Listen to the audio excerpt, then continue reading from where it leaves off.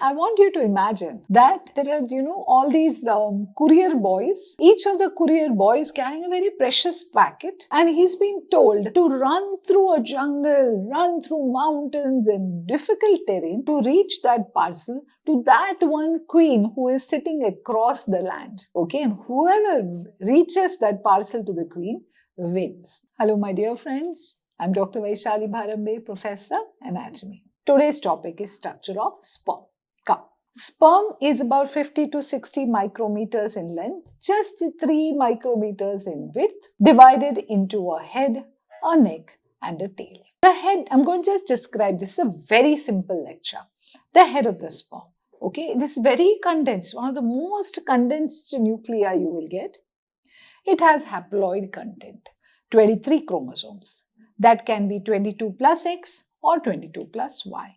And that's the nucleus.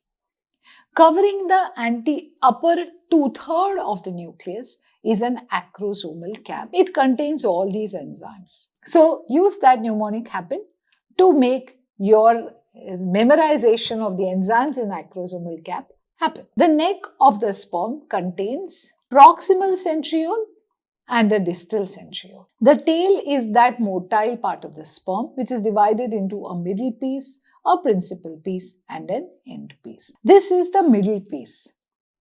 If I take a section through the middle piece, what do I get? In the core of the middle piece, I find the axoneme, which contains microtubules arranged in a 9+2 format. This is the sperm, and if you take a section of it, the mitochondrial sheath, instead of looking like a spiral, looks like such tiny sections. Separating this middle piece from the principal piece is a ring called annular ring. Okay, so this is the annular ring. It's a fibrous structure at the junction of middle piece and the principal piece.